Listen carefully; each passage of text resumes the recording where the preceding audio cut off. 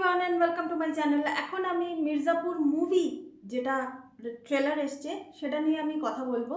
একটু ছোট করে বলে দিই, কারণ এখন আমার কাছে পোস্টে লেখার মতো একটু সময়ের অভাব আছে। সো দ্যাটস ওয়াই আমি ভিডিওটা বানিয়ে দিচ্ছি।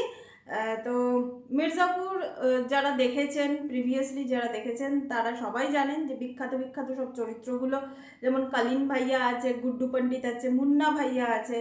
তো এই ট্রেলারে কি কি দেখানো হয়েছে? আর একটা প্রশ্ন জনগণের মধ্যে থাকতে পারে যে এটা কি মানে সেই নস্টালজিয়া ভ্যালুটা কি প্রোভাইড করতে পারবে? তো যাই হোক, আমরা আগে দেখে নিই যে মানে ট্রেলারে কি কি দেখানো হয়েছে। ট্রেলারে তিনটে জিনিস মূলত দেখানো হয়েছে। অ্যাকশন তো আছেই, সেটা ছেড়ে দিন। এছাড়াও আছে ক্ষমতা লোভী কিছু মানুষ এবং ক্ষমতার আস্ফালন, সেটা আছে। এবং রাজনীতি, ক্ষমতা আছে মানে রাজনীতি তো সেখানে থাকবেই, তো রাজনীতি সেখানে আছে। এবার বড় পর্দায় এই সিনেমাটা কতটা সফল হতে পারবে? আমার মতে হতে পারবে। একটা ক্রিটিক্যালি অ্যাক্লেম তো পাবেই। আমি জানি সব সিনেমা সবসময় যে কমার্শিয়াল সাকসেসফুল হবে তার কোনো মানে নেই, কিন্তু আমার মনে হয় না যে, আমি ট্রেলারটা থেকে যতটুকু বুঝলাম যে মির্জাপুর এই সিনেমার ট্রেলারটা অতটাও মানুষকে নিরাশ করবে না।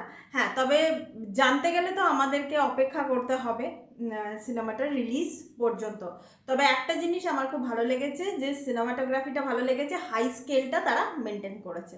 তো এটা ছিল একটা সংক্ষিপ্ত রিয়াকশন এই ট্রেলারটা। Thank you so much, that will be all.